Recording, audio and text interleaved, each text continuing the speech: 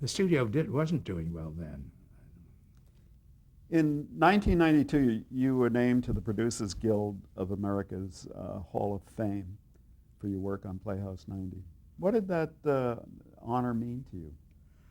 Well, I was very pleased that the series was recognized. And I think it was the first year they had, were they picking 25 shows or 10 shows, I think? Producers Guild, is this? Yes. Yeah, they're picking 10 shows that should be on the thing. I think it was the first year of that honor at the Producers Guild. So I was especially pleased about it that we were voted then, and it means a lot to everybody who worked on it. So many people who don't get really a share of the glory of a successful show. The people on the crew and so many people who have done a lot of work and made good contribution to it. I think it means a lot to know that it gets recognized for the quality of its work. I was very pleased. You've been honored with a number of awards. You've won a number of Emmy Awards. Yeah, we've got, I have the 5 that I have up there, but my shows, I think, have gotten 15 or so. And what do you think of the Emmy Awards? Do you think is it an award you cherish? Well, I was very pleased when we won in the early days of it. I feel they've gotten so complex now that I find it difficult. I like to try to be a good citizen about voting, even if I'm not in the running. But I find it very difficult about things. I always go, or at least whenever I can, and I'm a judge in the dramatic sections for the Emmy. Does winning an Emmy Award enhance your career? I don't know. I think it's better than a kick in the pants. I don't know how much it does. Yes, I think so. I suppose. I'm quite surprised to see that someone like Angela Lansbury, who has won so many awards in her life, and also so many praises, really cares about the fact that she did not get one for 12 years of Murder, She Wrote. And she does. I mean, I think it would mean a great deal to her to get that, and it's hardly because she's not a good actress. A lot of the honors you received were associated with Playhouse 90, for being associated with Playhouse 90. What do you think the legacy of Playhouse 90 is to television business? I have a feeling that it will continue to live on for some reason, and I'm never quite sure why. Some of the things that have come up about it that were not things that we knew at the time. For instance, in 1970, I think it was, yes, May 1970, Variety, the New York Variety, had a poll which they ran, and it was to include all television shows of any length, of any type, from comedies to musicals to dramas to everything, that had been on between 1950 and 1970, so that they would have 20 years of what they called a Hall of Fame for the first 20 years of television. And when the chips were down and all the votes were in, they canvassed every television writer, not a script writer, but newspaper or magazine writer in the country, either critics or just people who did specials, who did special pieces. And Playhouse 91, number 1. Well, we thought that was pretty exciting because in that list of the first 10 were Lucy and well, the other live dramas, Studio One. And a couple of other live dramas. Studio One was in it, and deservedly, certainly. And Sergeant Bilko, which was such a hit, and just all kinds of different shows. So it wasn't just people who liked dramatic shows, but people who were voting in all areas. And that meant a lot, I thought. I was very pleased. That must have been the time you were with Playhouse 90, the highlight of your career. Oh, it was. I think there was no question about it. And I think I read somewhere recently, actually, that Frankenheimer considers it the high point of his. And he's had it before a recent hiatus. He had a very hot movie career going. He did some very good films, and quite a few.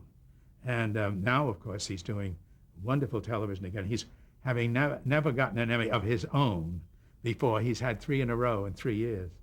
Now, he called me up and said, "Is that how you got your 3 in a row?" I said, "Yes, I got an extra one for preparing the last year." But yes, of course, you feel very justified for the work, and that someone recognized the qualities of it.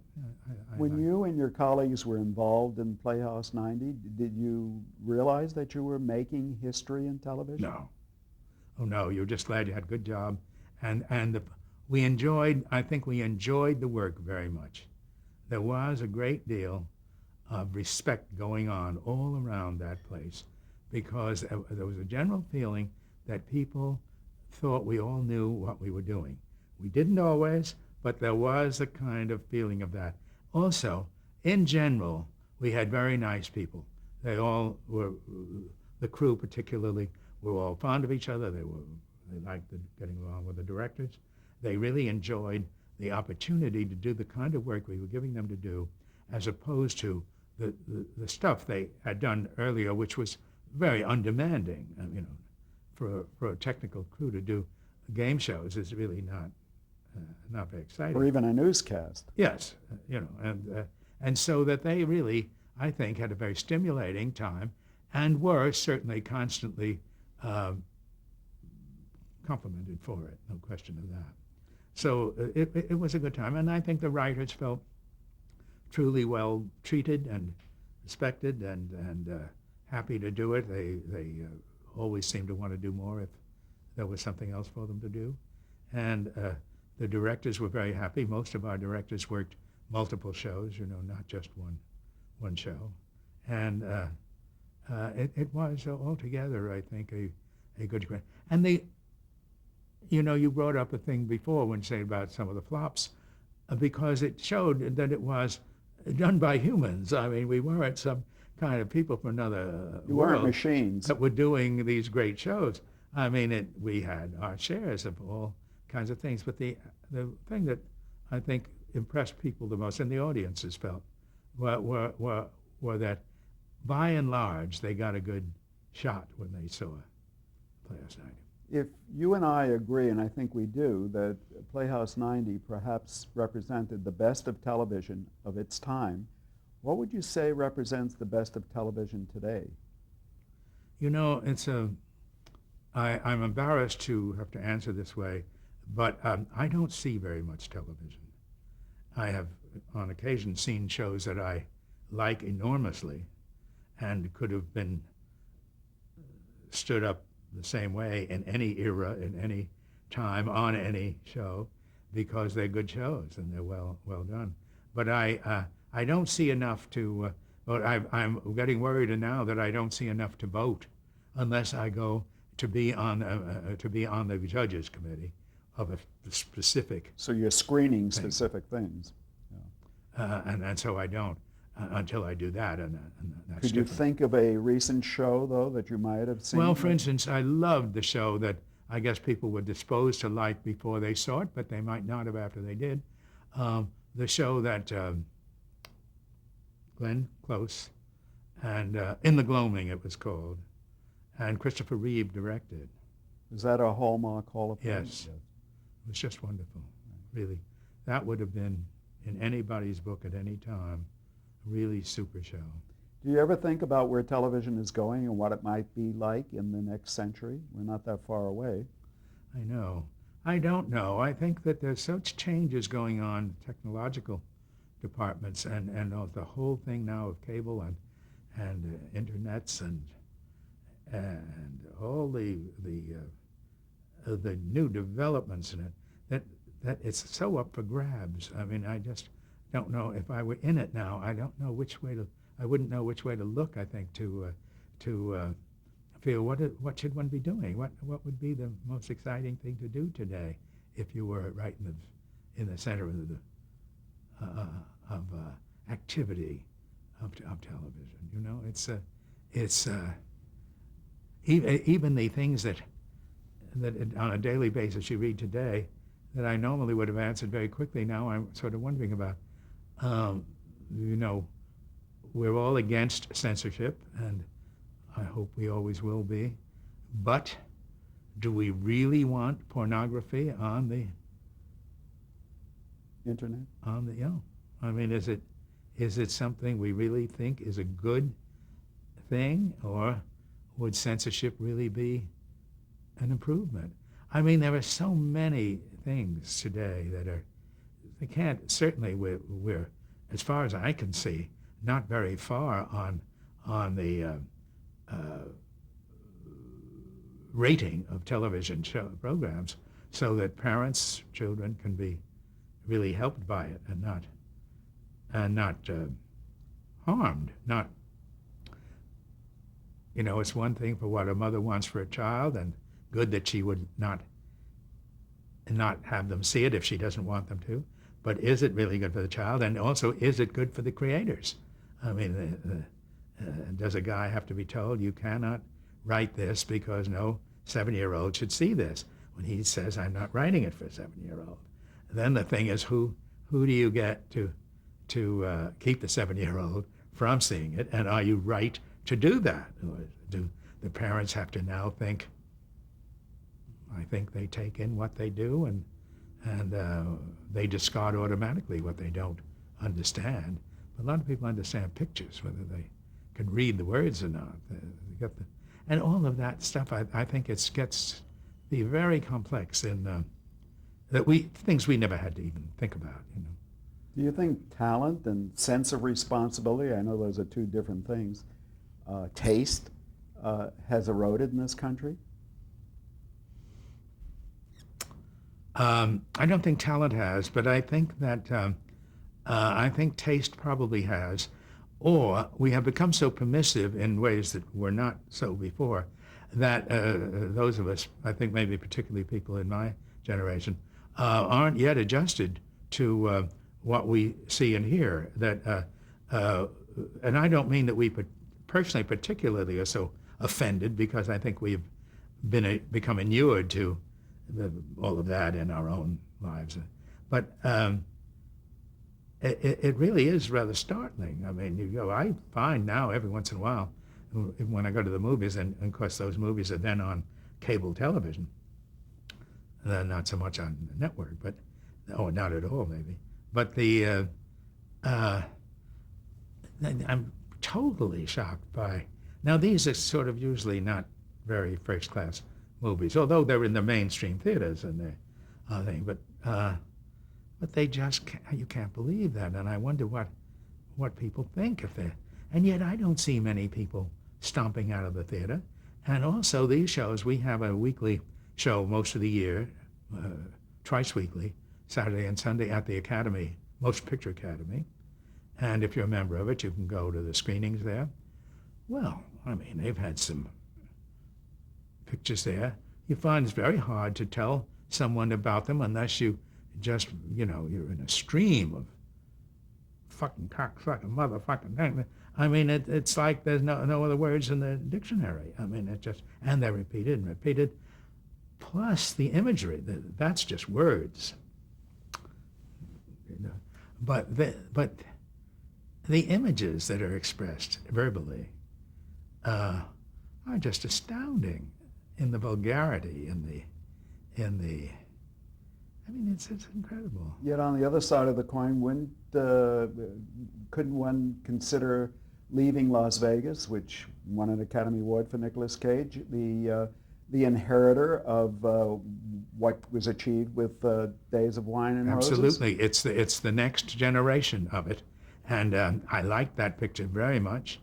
I understand when people say, "Why do you want to spend time with these two people who are so sick, so everything in them, worried about it?"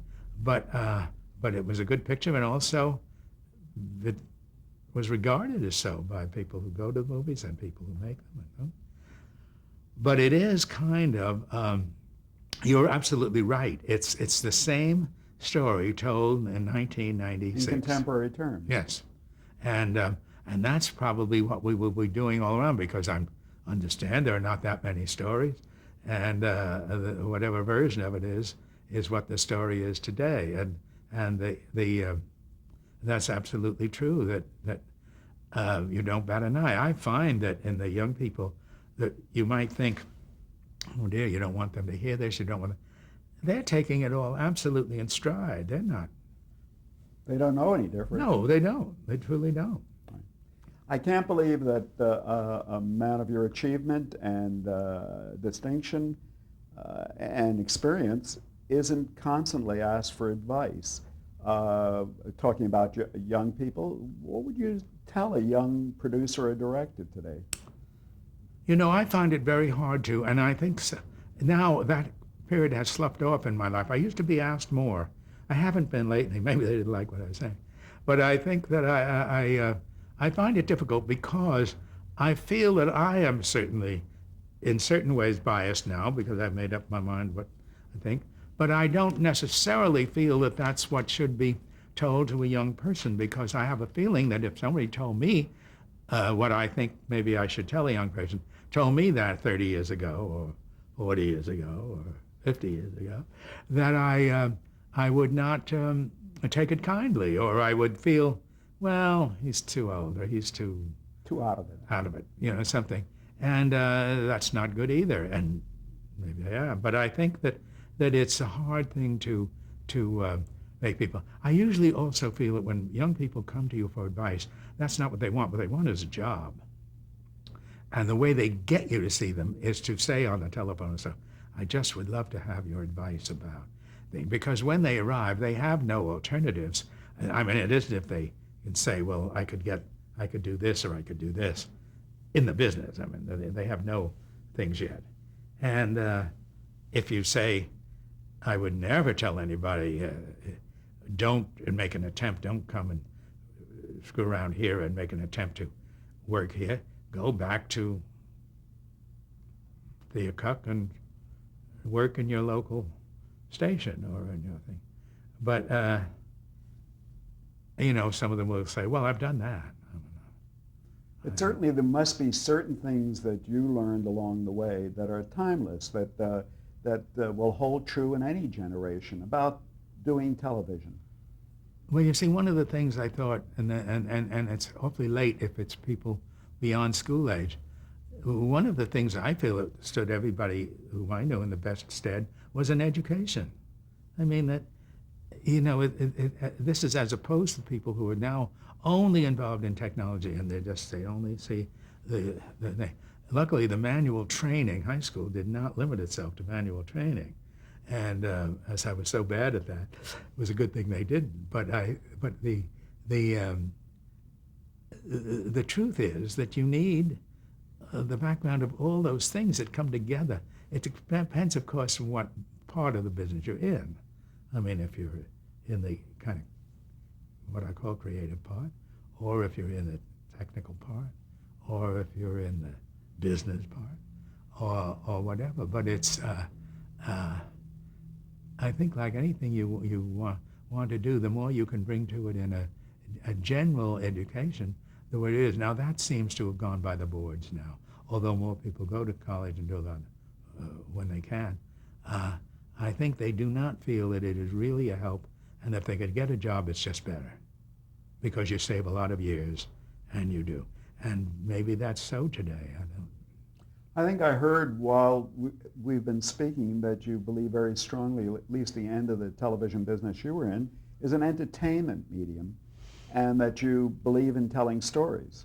I kind of do. I think that I have always, I have leaned, or may not have expressed it today, I have leaned towards socially conscious work. I mean, I have approved that, and I like it. But I'm not I'm obviously not a zealot, and I don't think that the screen is the place for absolute slam bang message kind of. Oliver Stone type. Yes, films. I really don't. Although sometimes they can be made very exciting, and so that they fall into an entertainment pattern. I don't like what he's used when he's used important situations of truths as a means of creating an excitement by just conjuring up things the conspiracy theory now in everything, in everything. There is no law case now where they don't say, of course, we think there's been conspiracy with the guy who blew up Oklahoma City. Everybody's had conspirators, you see. The conspirators to O.J. Simpson seem never to have arrived anywhere, but yet the lawyers worked for months. For months, we're telling you about conspiracies and things.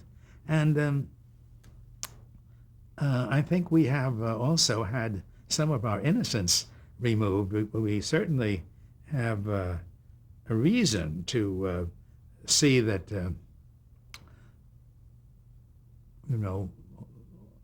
the government departments and the legal situations and the whole thing of legal profession, and they're not all as clear-cut as we once thought.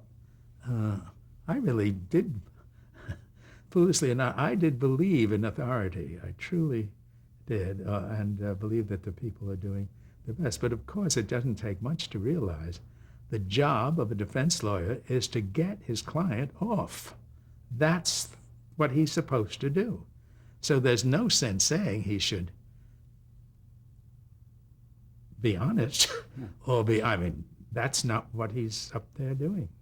Do you think that we could, as an audience, perhaps learn more truths from a requiem for a heavyweight than we can from, say, a docudrama? I think that sometimes maybe a fictional piece is better. The docudrama can, I suppose, be very good, and I think the fact that it has happened does lend some, especially some very bizarre situations, gives them validity and sort of certain truth. But I don't know whether it isn't then clouded with different things because of the people involved in the truth.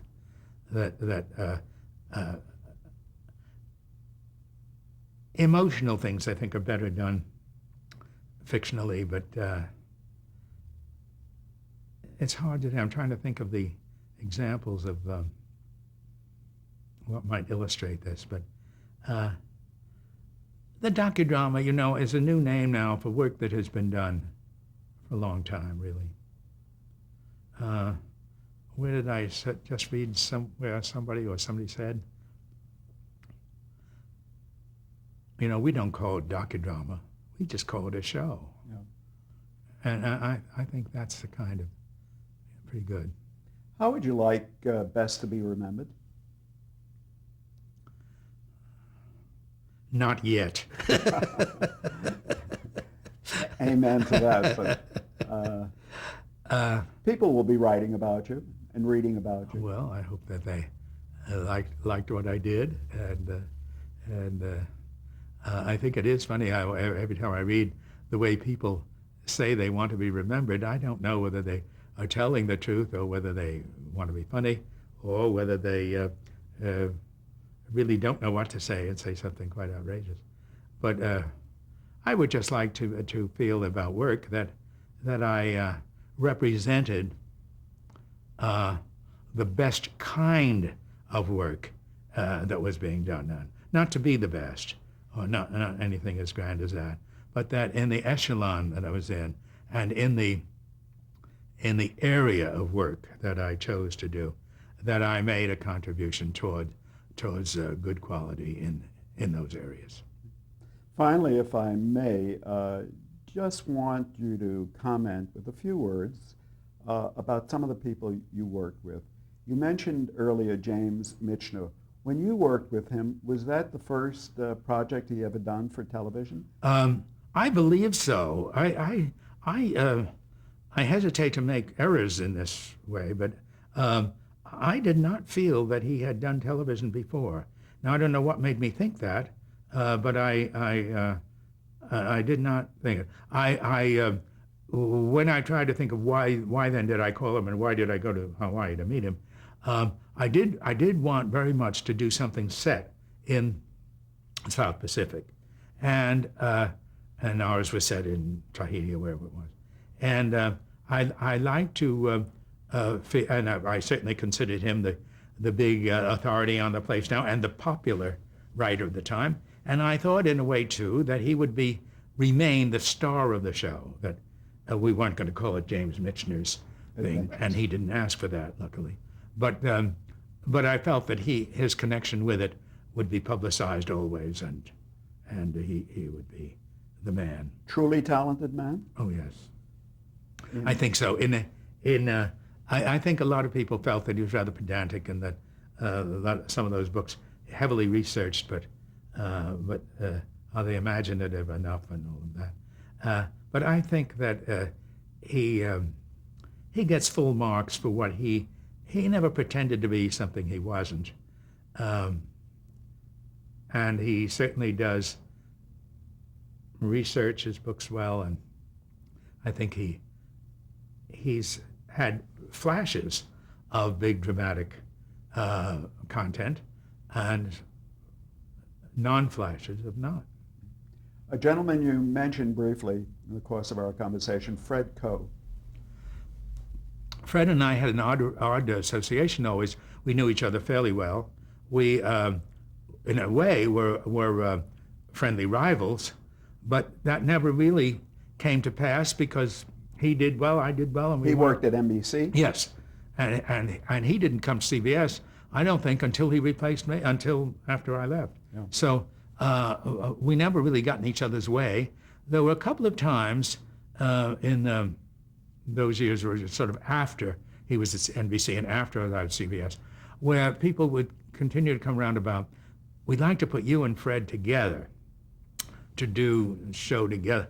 They just had some vague kind of thing about you take two people who on their own have gotten to a certain position, and now if you put the two of them together, you've got more than double, you've got something. It never happened.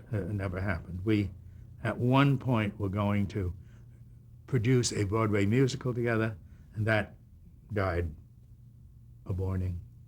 What was your impression about his skills and talent? Oh, I thought he was a very talented guy. He was a very, very talented man. He had the demons, I'm afraid. He was very hot-tempered. It was so funny because you don't think of that southern pappy personality of his, which was enchanting and delightful. He called you Pappy as well? Oh, yeah, he calls everybody Pappy. Everybody was called Pappy.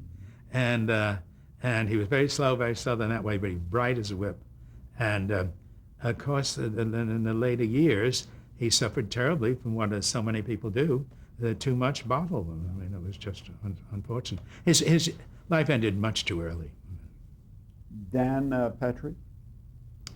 Well, he's a very nice man. I see him occasionally. I know his family. We worked together very little. We did only one, maybe two shows together.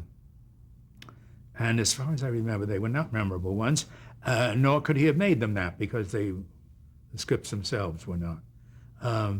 He's certainly a nice man who has fathered a couple of very nice and talented sons. You mentioned a gentleman earlier on and gave the indication that you had you weren't exactly on the same wavelength, Al Scalpone. No, we weren't. He, of course, was an executive always, and I didn't really know him terribly well. I thought that he was preceded by, I guess William Dozier was there in that job when I came here, and a man named Harry Ackerman. Oh, yes. Very talented man. Yes. And also, I did know them better than I knew Scalpone, and I liked them better. And I never really had a great rapport with Scalpone, so I was unhappy about his attitude on Requiem for Heavyweight. I don't know if he felt that after it was acclaimed, but certainly while it was up. And I wouldn't have cared anyway, because the important time was before, when we wanted to be the opening show. I don't know that we wanted to be the opening show. I don't know that he really put the kibosh on it, or that he had that much power. I have a feeling maybe Hubbell's group, Stanton people. We must pause now. Oh, I'm sorry.